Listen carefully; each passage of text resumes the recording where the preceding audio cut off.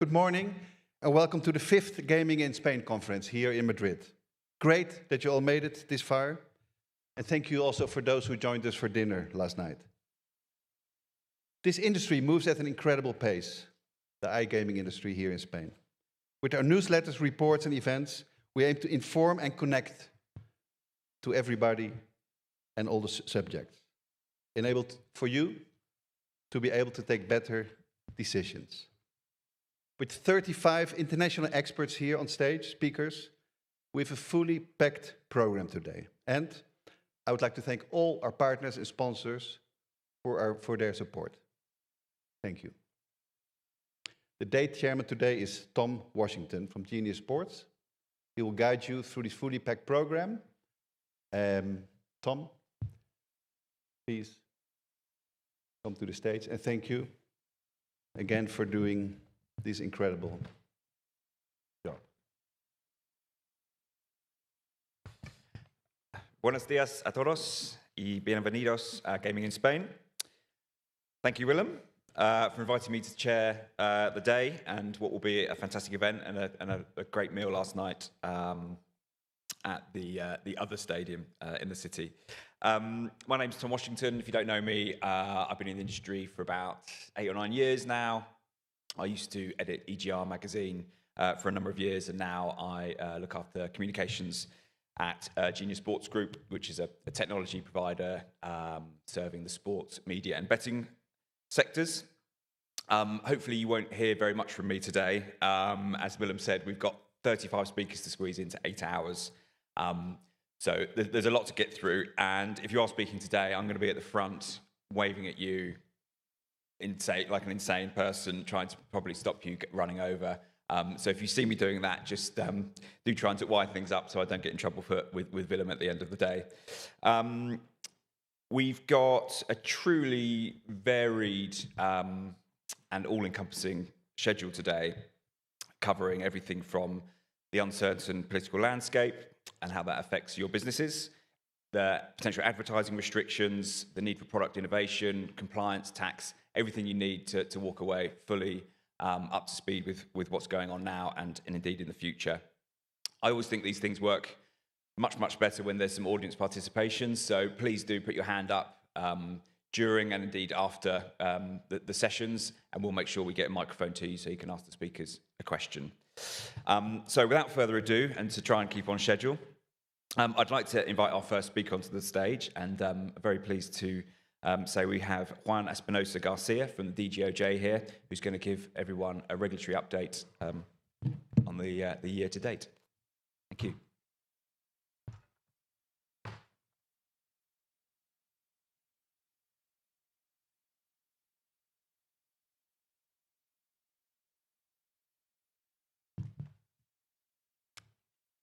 Thank you, Tom.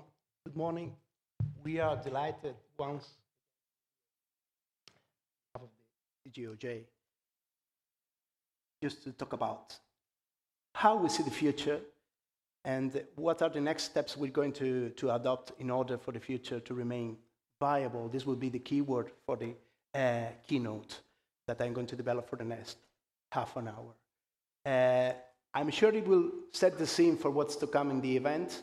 As from the program, you can see that themes such as compliance, responsible gaming are really strong. Maybe this is what the moment is calling for and what I do intend to develop with your patience. So, on the future, I'm sure that you would rather prefer so much that we talked about this, the recent pre-engagement for the government, for a future government, which includes issues on betting and gambling, but I do feel more comfortable speaking about what we are doing in light of what's going on. And this is largely an issue of interpreting the data. It's all about interpreting, looking into this chart. It is quite a powerful chart, the quarterly data from our market, stretching from some years back, and the future. The answer to what we are intending to do and the challenges that we have ahead, both the regulator or supervisor and the industry, is within the interpretation of this chart. But I found out that in order to be really, really, really prospective, which is the exercise I would like to do, not explanatory, but not retrospective, but prospective, trying to anticipate what's going to come, we need not only data, but some concepts. No retrospection, introspection, and prospection. I think we need to look into the data really, really, really in a fashion that allows us to develop and anticipate what is going on. And this is what I will purport to do. We will arrive by doing this at what we are doing, at what we intend to do for the future, which is no other thing than looking ahead and trying to make sense of how consumers are making their spend. This is a recurring issue in all jurisdictions that I know of, at least in Europe, and it sure is one issue of concern for ours here. Now, back to the chart. I'm saying, or I've just said that we tend to look at this graph as though if we needed to explain what has gone on in the past. This is not what I want to do today, but the truth is that we've oftentimes interpreted this data as though our market was Netflix, HBO, Amazon Prime, and the like. This is some headline news from El País some couple months ago, stating that piracy in Spain, the illegal consumption of content, has dropped down dramatically ever since the inception of Netflix and the like. You see the underlying statement there. The key is it has lowered down dramatically from the moment previous to these platforms entering into the market in Spain. So this is the way that we normally explain what has happened in our online iGaming market in Spain for the past years. We are so proud of the undeniable success that we've had when channeling the consumption from the unregulated environment to the regulated environment. And this, of course, is partially the truth, and a very strong one, for a matter of fact. For me as a regulator, I'm sure you will understand that I live up to this fact every day of my life, and I'm very proud of them from my standpoint and those that have preceded us. But it does very little, this sort of explanation, to anticipate what we have ahead again.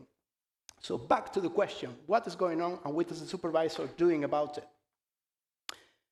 Concepts. It does help to have a goal in mind. In our case, the goal is for the market to remain viable. Viable means able to continue as such, able to exist even. And I am talking about socially viable, socially not only tolerated, but integrated in society. Now, I'm a believer, I have always been. I think there is a way forward for this to remain the case. But I think that we need to make sense of some issues first in order to place ourselves in the right track. And hey, this is where I think that it's not only words and concepts that are useful, but math, indeed, logical reasoning. Because from what I know, I think this could be explained in terms of a formula, the formula, magical formula for viability. I think we at the DGOJ think that viability may come down to a set of external factors that are not really controllable by a supervisor, not even directly controllable by the industry. But however, there is another internal factor that we can account for and control directly. So it's a range of things. First off, the external factors that we don't really control. I wouldn't say that you've got growth. The growth of the market is an important issue. You've got the degree of concern related to the market, which is related, of course, to the market, but it has a life of its own, as I will explain. You've got the real risk underpinning this activity that you have to account for as well. And you've got your main instrument, regulation. This is what we all care about, how to better regulate the market and place ourselves, society, industry, in the position for the market to be better and ever more socially viable. I'm a believer, okay, but these are issues that I can't, as a regulator, as a supervisor, control directly. Let's go one by one. For the growth. Growth is important because it's not bad or good. It just is. And the fact is, the more the market grows, the more impact its consequences has on society, for the good or the bad. So for better or worse, we need to take account of the market growth. And truth is, online gaming market in Spain is going to continue growing. I have no doubts about that. All things being equal, of course. For the future, we'll see. But all things being equal, the upward trend is going to be maintained. It already accounts for roughly 50% of the GGR in terms of the overall gaming and gambling market in Spain. The path is, as I was saying, absolutely upward. Maybe not so dramatically the estimation for 2019. This is a conservative estimation, by the way.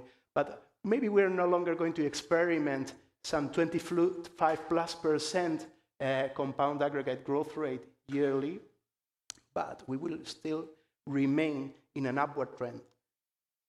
Further, there's room for improvement if we compare ourselves to our closest jurisdictions. In terms of iGaming spend per capita, we are ranking the lowest of our neighboring countries. So this is a fact that has to be borne in mind.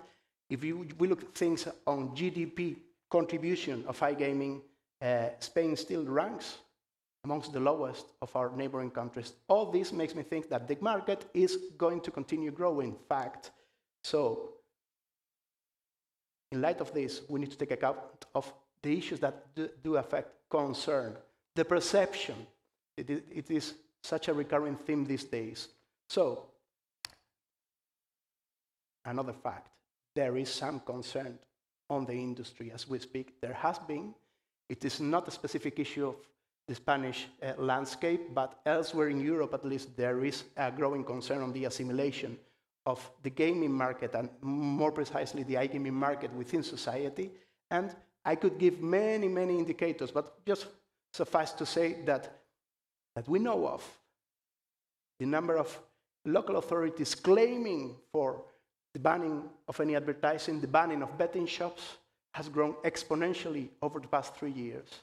So this signals a clear path of concern. Not that all the blame is to be laid on the online side of things. Of course, it does amount to that. The fact that their number, in particular, of betting shops and betting data points from the brick and mortar side of things has really skyrocketed. So we've got at the moment, and this is a snippet of the data that we're going to publish next week on the global market data, more than 13,000, nearly 14,000 betting points, physical points in Spain. So I do wonder how does that compare, for instance, to the number of the UK, but quite a compelling number. But the point here is that this industry is not and is not going to be able to control as such the degree of concern. Why? If you look at this, you can see that this is the number of customers, of users that our market has got in any given year. You can see a certain growth there. Now, 2019, last year, 1.4, 1.5 million users. You may think this is a lot, but it really does amount only to 3.8% of the Spanish population over 18 years old. For me, this is a key fact, and one that will not allow the industry, let alone the supervisor, to control concern as such. If we take from this 3.8%, those players who are incidental players who do not engage in using this service for over a month, 2.7%, okay, of the Spanish population about 18 years old. If you compare this to other, let's say, unhealthy patterns of consumption, risky products, or other gaming products, you see that the picture is absolutely different, okay? Shall I refer, for instance, here to consumption of tobacco, 36% of people, families who have a diesel vehicle, very environmental and friendly these days and popular, 56%. People consuming alcohol over the course of the past months, 62%. lotteries. Not to say that lotteries are dangerous per se, of course. 73%. So this is the one key fact that does not allow for concern being dealt with and tamed by the regulator on the industry. The people in society arriving at a consumer experience directly of online gambling services are too limited. The majority of the society knows and has forged an opinion on online gambling, irrespective of whether or not they have indeed been engaged in consumption. And this changes everything. So no surprise that advertising issues are so sensitive for the rest of society. You see this chart, this is the bars are purportedly proportionate. So you can see this is the proportion of gambling advertising, excluding bonus, over GGR yearly. You see that the trend is more or less the same, roughly about 20%. But if you see the figures, you see that in the past couple of years, the figures devoted, the numbers devoted to on gaming advertising has rising. Very specifically, if this is the one issue that concerns society, the society that do not use and is not interested in using this sort of gaming products. So if we were to carry out a survey just outside here about 100 random people, and we were to ask them, do you think that gambling advertising should be banned altogether? What do you think the outcome would be? Simplifying, there is no way that we can account directly for concern with only 3.8% of the people, consumers of this product, after 8 or 9 years of this product being a reality in Spain. Risk. And this is the part that I want to focus on. You may ask, why have we put together the two key figures that I've shown so far, GGR growth and user growth. How is it that only this limited user growth has been amounting to this GGR growth? So where is this consumption coming from? And this is what should make us look into the data in a different fashion. We know as a fact, and you've got this data and chart available publicly, that if we scatter and divide the spend per tranches of population according to how they spend, the picture is a real imbalance. There are few people, hardcore consumers, in lack of a better word, who amount to the GGR much more than the rest. This is, again, a fact. It's not a value judgment, it just is. But we need to take account of this fact if we want to see the look ahead of us in a promising way. Very, very, very simple and slightly biased chart. If you take not only spend, but other KPIs such as the deposit, the average value of deposit, the average active days, of course, the net spend, you can see the tremendous imbalance there is between how this is scattered around the population, the e-gaming population in Spain, because those who really gamble intensely are really few. These are 20% clusters, okay? A cluster exercise in tranches of 20% of the gaming spend or win in Spain. And yet, it's a powerful, so it's really, really a generalizing figure, not very polished, but however, it does signify the trend very, very clearly. So there is risk. There is a risk underpinning the general growth, and these risks relates exclusively or largely, mainly to those consumers, very few of them, who signify a consistent involvement and a spend pattern over time, the heavy spenders. No different news from any other jurisdictions, of course. Last issue, regulation. This is the main instrument that we do have to change things, to tame things, or to reconcile the reality with our wishes as public servants and policy professionals. shall we say. But hey, you know as well as I do that these times have not been specifically prone to being friendly of regulation. Regulation has been really difficult to pass. If we trace back to mid-2015, which is a very good date in my view to see the evolution, because it was the moment that online slots would change the gaming landscape in Spain, were effectively implemented by operators. You can see that there has been long periods without effective government, and other periods, couple of periods where the government has been either new or overturned, and so moments like over 2/3 of the effective time where there has been no way to pass an initiative.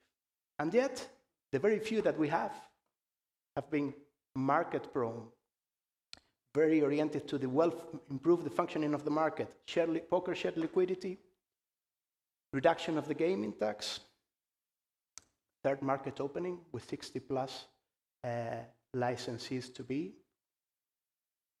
However, some other very important initiatives have been lost in this, let's say, gloomy and fuzzy landscape of the past years. Things like the draft gambling, advertising, and responsible gaming regulation, things like the fraud prevention draft, which we've got a lot of hope about. It's stale now, has been for some time. Things like a responsible gaming orientation of the gaming excise that you pay. This has been left on the sidelines. So we can say that several things about this. First of all, regulation maybe is not always the first and foremost instrument to rely upon if you have an urgency. Second, regulation is imbalanced. And so it's all the more natural, and I want to step back a moment and praise the initiative to each his own, J-Digital largely, and the rest of the stakeholders. It is no surprise that the industry reacts to this stalemate regulatory-wise by virtue of their own initiatives. So last week, a modification of the Code of Conduct was passed, and it is not surprising because we haven't so far been able to give the regulatory response to important issues. So people move on, and reality moves on. But the second issue is not only regulation is imbalanced, but reality doesn't wait, and there are other advertising issues that maybe are not on the spotlight now. We talk, from the high political level-wise, affiliates, VIP issues, VIP policies, platforms where tipsters can offer their services that we're starting to look at, and we have been, as a matter of fact, looking at for a while already, and that will need to be catered for when the time comes. Bottom line, regulation maybe is not the speediest course of affairs when dealing with an issue. Oftentimes we're called regulators. We do call ourselves regulators, but what we really are is supervisors of the market. Which brings me to the next question. If these factors, you can't control them, you can't control growth, it's still going to grow, the market's still going to grow, concern is going to exist, doesn't look good, as I say, the risk is certain in some player segments, and the regulation is maybe unable and uncertain for the time being, and maybe for the time to come, to provide public interest answers with the immediacy that should be desirable. What do we need to look at in order to make sure that this market is going to remain socially viable?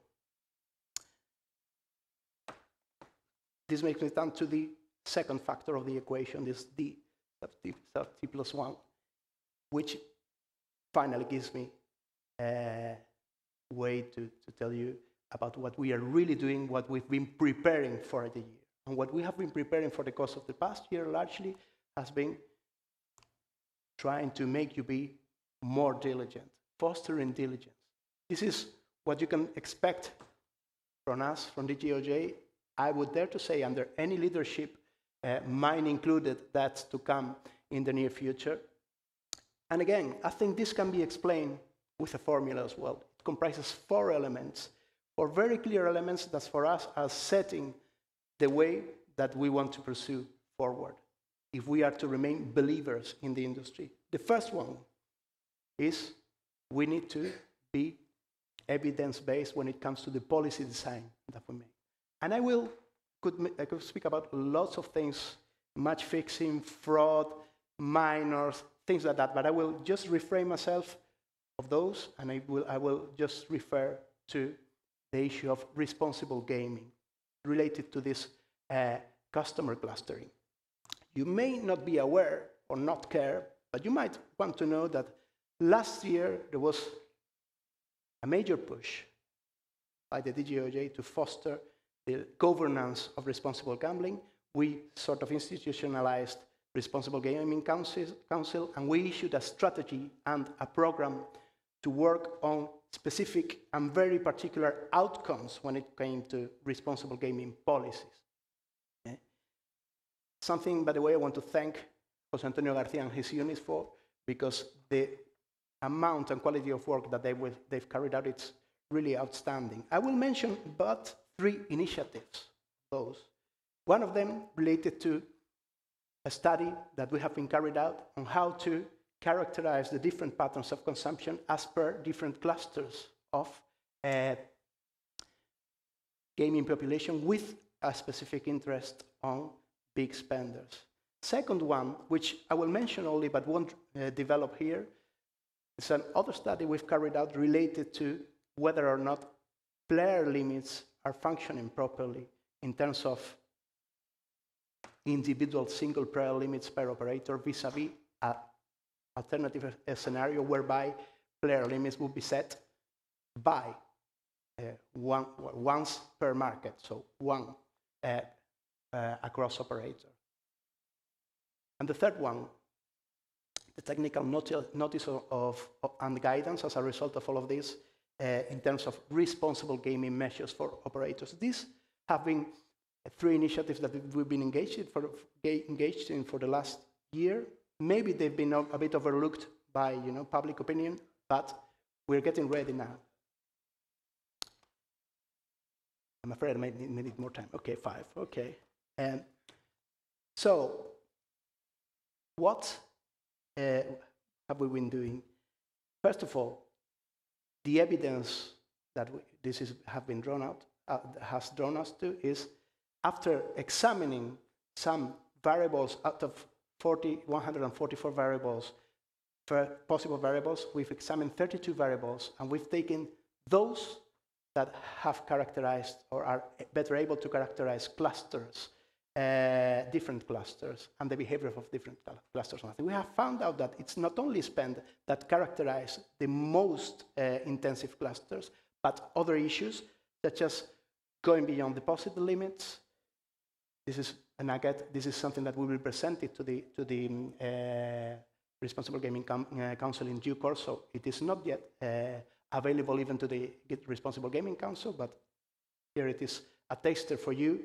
The value of promotions enjoyed, the number of cancelled withdrawals, the people with intense consumption. One variable that they are particularly intense about is that they regret a withdrawal immediately and they cancel it. This is very interesting and may bear some different policy implications. Average numbers of operators, number of active days, what games are prevalent in the most intensive segments, things of the sort. And what have we arrived at? As I was mentioning, there was another initiative called Technical Guidance and Guidelines on Responsible Gaming, okay? And this is something that we've been preparing with a lot of care, and I want, again, with the acknowledgements to thank Guillermo and his team, the regulatory team, for preparing and leading this initiative. We found out that in light of this evidence, there are measures that can be adopted depending on what consumers we are talking about. I won't go into any of the details here because, I've got you're already nervous, okay? But bear with me a bit. But I will say that we've devised a range of measures related to the, let's say, the business values, culture, and vision of companies that they should implement. Another range of measures devoted to customer empowerment, for, let's say, regular, unproblematic, and maybe a bit intense customers. And a third range of measures aimed at the intense, at-risk, hardcore range of customers where special diligence has to be carried out by the operator. For us, and I won't go into any of the details, I will just say that this is something that we will publish for public information soon enough, before the end of the year, if everything goes okay, and then subject to the Council for Responsible Gaming. With this, we have our hope that we will help operators to know what is expected from us to them. So predictability, which brings me to effectiveness. You might think that this is all some form of wishful make-believe, maybe, that this is not going to be enforceable or might be optional since it's guidance, so it's up to you to comply or not. I think you couldn't be farther away from this, from the truth and reality if you thought this way, because we've been preparing to monitor properly this. Over the course of the last year, and this is my last acknowledgement, I thank Cecilia and her team for this, because it's been a huge amount of work. We've been getting ready to automate and streamline our monitoring and reporting procedures, and now we're in a much better position to identify the reporting data, from the reporting data that we get from you, what errors, or maybe not so errors, that you are reporting in a very short period of time. We are automating the enforcement procedures as well. So we are far better positioned to carry out a proper enforcement. And you might say, well, hang on a minute. This is only guidance. I shouldn't be bothered about this responsible gaming make-believe that you're drafting. Well, hang on a minute, I said. Turns out that you have a very compelling obligation in your terms and conditions of the license, saying that you need to foster responsible gaming behaviors. Now, I would take, unwillingly, but I would take it, an argument saying, what does this mean? You haven't set out what you want. But now, from now on, we have. And with this, it is a compelling element for us to bear in mind in the context of a potential infraction, or, God forbid, maybe a remotion of the license. It can make all the difference in the world when, a dodgy things like this might happen, whether or not the operator has set up reasonably this range of policies that we have devised and offer them. So maybe it's not so optional. And finally, the last element of the function for diligence, cost. And I want to end up with a positive side of things here, not gloomy perspective. Administrative burdens and compliance burdens are a cost, okay? That much I know. But it is also true that technology is improving at a really fast pace, that there are solutions to identify, trace the behavior of customers, to make the digital onboarding available, and the like, that were not existing or existing at a reasonably economic level years ago. And it is also true that we are, as supervisors, carrying out ourselves some initiatives to improve the environmental health of the market, such as the recently added to our portfolio phishing alert service, which I won't go into details because I assume you all know what is it about. Further, and to be totally frank, it's not free from the truth that we have been really sensitive to these taxation issues later on. I don't know, or I can't recall very many jurisdictions who have succeeded to lower the taxation rate over the online gaming-wise over the past 10 years. Here you have one, but there's something to be given in turn, in correspondence, okay? Not to mention, of course, the specific situation of Ceuta and Melilla. Okay. Now we have and can boast of a more reasonable than ever taxation landscape when it comes to iGaming, and this has to be taken into account as well in order to design the cost of compliance. So positive ending here. Let me just finish off and recap, okay? Tom, there you go, our formula for viability. There are some factors we can't control, we can't account for directly, that you can't either, mind you. But there are some others that we can, right here, right now, do control and will control if we want to remain believing in the social viability of the market. It is thus that the market, in our view, will persevere to remain socially admissible, viable, and accepted by society, and that, as a matter of fact, it will foster future growth, economic growth for this market. Okay, with this, I finished. There you go, our formulas. Shall I restate that if we are worried about viability, we should look at what we can control? In the end, don't be fooled by all this pretentious language. It's all about storytelling. It doesn't, I mean, this doesn't have the purpose of setting out, a hardcore economic or mathematical reason of things. It's only storytelling. And I know that formulae can be dull sometimes. So let me finish with a bit of literature. We are in a moment that it is up to us to decide what kind of a market evolution we want. Everything has been written before our age. We talk about technology, we talk about all these things, but human nature has been the same years and years back. And literature is the food of the soul, they say. It's up to us to decide whether we want this landscape, the gambler Dostoevsky, or we are favoring a more Dickensian side of things, where no matter how hard times are, no matter how stupid, if I may, the others seem to be from our standpoint, there's always some wit to be applied, there's always some smart edge to be applied in order to make uncertain times more certain, more predictable. I'm sure this is a trip that we are all engaged in. You can rest assured that this is what we are going to favor and push for in the months to come, irrespective of what happens with the government.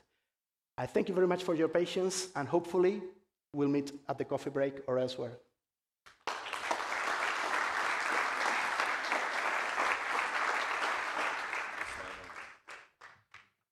Thank you so much for kicking things off with such a brilliant presentation. Now, you're going to stay on stage because I'm going to welcome Santiago Asensi, who's the managing partner at Asensi Abogados, who's going to ask you some more questions, presumably, about what you just said.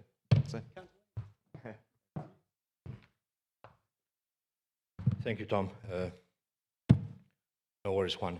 I only bring a couple of questions for you, but I will be taking questions from the answer. But I would like to first underline a couple of things that Juan has mentioned in his extraordinary presentation, as usual.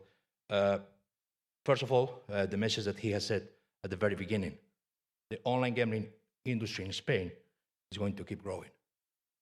So, together with that, it caught my attention, the slide, particularly the slide where in the upper side, it was the achievements that the DGOJ has obtained during the last 5 years with the approval of the slots, the lowering of the gambling tax, etc.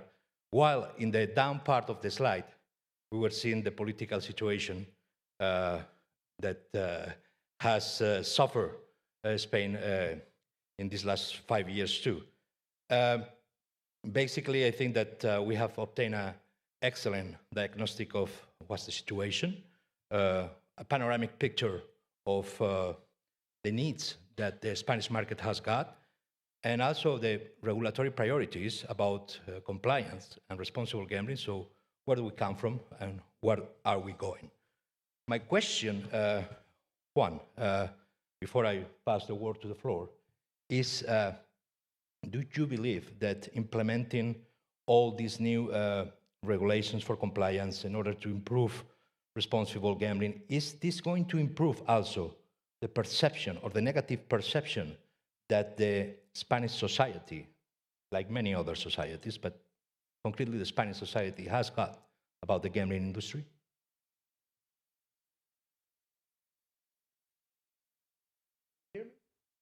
No? Okay. Yeah, now. Yeah, well, as I mentioned, I am a believer, you know. All things in life, I do believe in things, specifically in things that depend on us.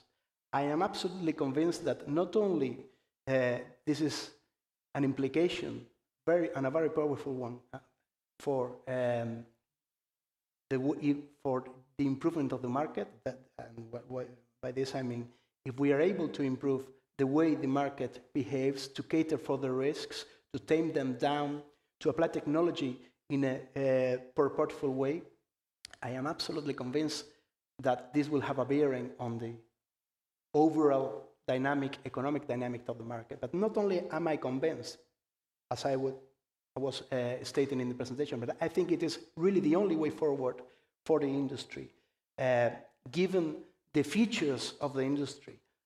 In other fields, maybe the industry can develop, let's say, a communication policy on its own, which can help the landscape and the perception.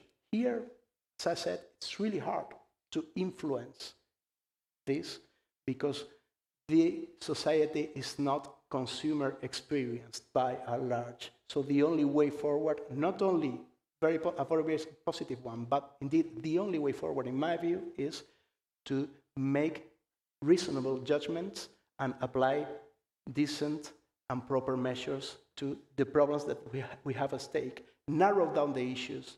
Don't be fooled by and melancholic by the general sentiment. Just narrow down the issues and, if possible, prove that we can be the problem. Sorry, not the problem. That we can amount to the solution, not the problem. Okay. It's nothing so like yes, being a believer. I'm a believer. Okay, I'm going to take some questions from the floor. Any questions for the General Director, Regulator, Spain? Come on. I cannot believe it. Okay, I have one more question then.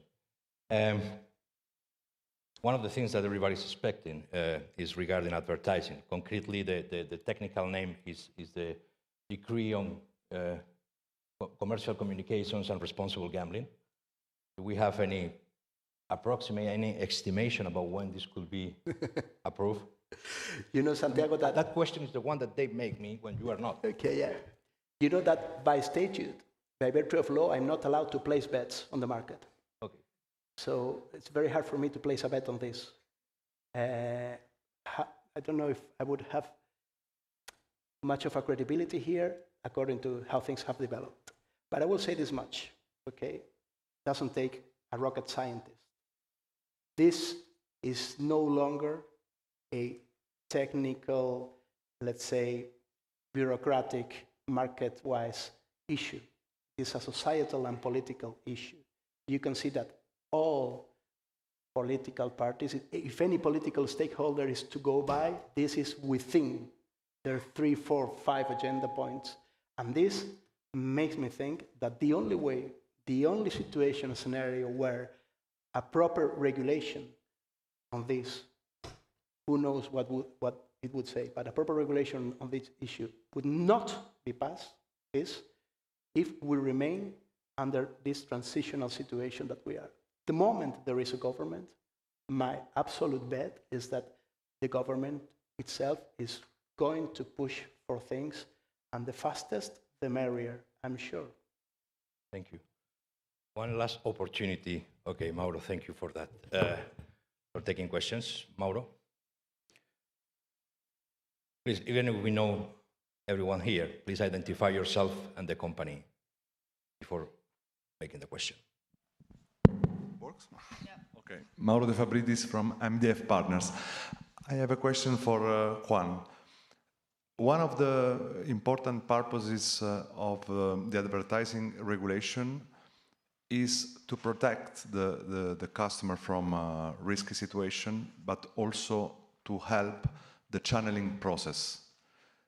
Do you think that wrong, let me say, measures at a political level regarding the advertising regulation could compromise in a negative sense the channeling, and how, in this case, the system as a group of regulator, operators, and the media and so on could help on that? Okay. I don't know if it's clear, my message. Yeah, I would say I will give a clear answer and then develop a bit, if I may. I would say that yes, no, and we'll see.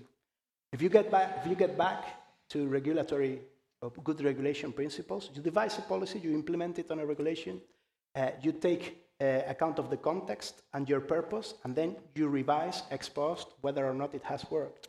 Now, with advertising, there's my particular view on this, and I just say this because it would be pointless to, let's say, engage ourselves in deceitful situations, and I'm one who has always favored advertising.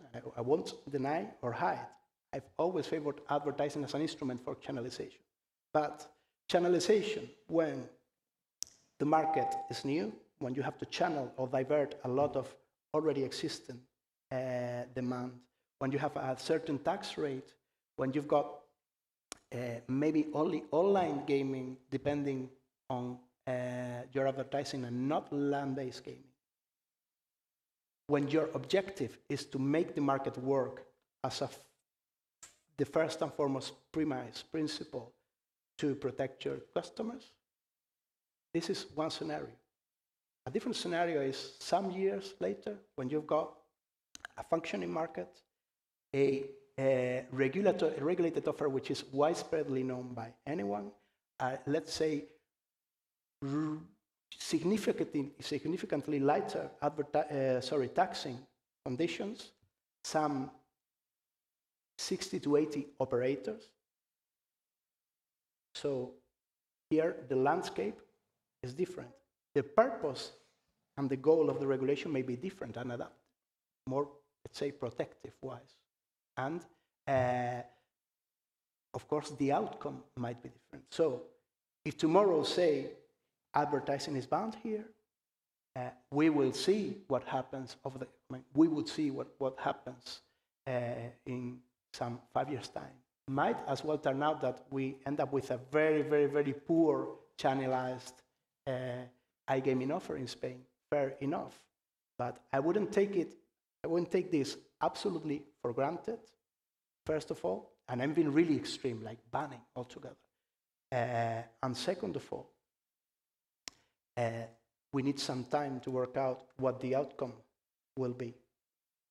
In order to get rid of all this speculation, my suggestion would be take decisions on the grounds of the evidence you have, and again, try to narrow down the issues to the things that matter, whether to society, to consumers, to citizens, to government, everyone, narrow down the issues and try to come up with specific solutions. For me, this is the rule of thumb which would prevent any divergence from the current axis of balance. Yeah. Thank you. Any other question?